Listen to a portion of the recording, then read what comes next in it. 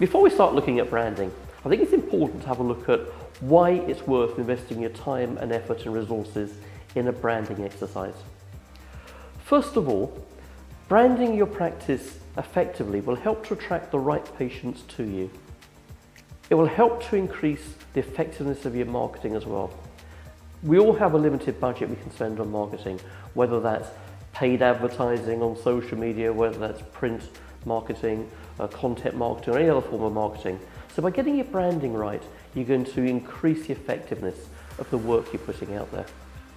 It helps you to move patients as well through your sales funnel more easily as well. If there's various elements of your branding and marketing that do not resonate with them, they're less likely to move on to the next stage. So understanding your branding and having it throughout everything you do will help patients to find it easier to go all the way through from inquiry to starting treatment. It can also enable you to charge higher prices as well. One of the risks with orthodontics is that we compete on price, and the way to attract more patients is to offer a lower price. That doesn't help anyone.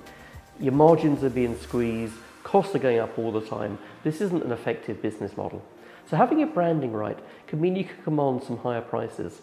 So some practices, for example, can charge £8,000 plus for lingual braces, whereas others can't afford to do that. So effective branding will help you to be able to raise your prices and confidently charge them. So that's just some of the reasons why branding is quite important. But what is branding exactly? We often hear that term used as a synonym to advertising and marketing, but the differences are there, even though sometimes they can be subtle. When it comes to branding, the number of times I've heard people saying, "Oh, I have a logo, I have my branding sorted."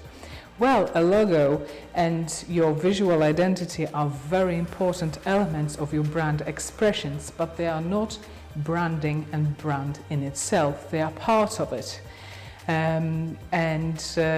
What they represent is what your brand stands for. Now, for your logo and for your visual identity to be effective, you need to figure out what you actually, as I said, stand for, your values, and they need to support that message and be coherent with the overall image, overall perception you create, because it is that perception that branding really represents. Jeff Bezos famously said that a brand is something that people say about you when you're not in the room. And I agree with that. I'd go even farther.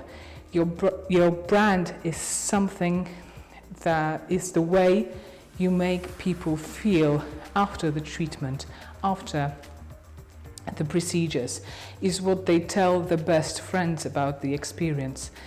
It's why they want to come back to you, why they feel you're an excellent value, whatever your price is, and why they want to become your loyal best ambassadors in the long run.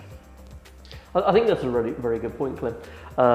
Certainly when you're looking at sort of patients and patient engagement, it's very important that patients have the right impression of the experience of treatment, and they then communicate that expression of treatment to their own audience on social media in the right way, using some of the values that are very subtly given to them. And we've seen with some clients some very effective work where they're given an experience to a patient, and the patient has gone out and created social media posts and blog posts and created videos, and they've given a really great impression of the practice, and they've done it in a way they didn't always realise. They've picked up subtly some of the values of the brand, they've picked up some of the language of the brand, some of the elements of the brand that the practice has wanted to put out there. Yes, it's the bridge of communication between you and your patient, your client. It's what resonates with them, what they take as their own, perhaps not even consciously, but it's the underlying justification of the decision of why they choose you as the service provider for the treatment.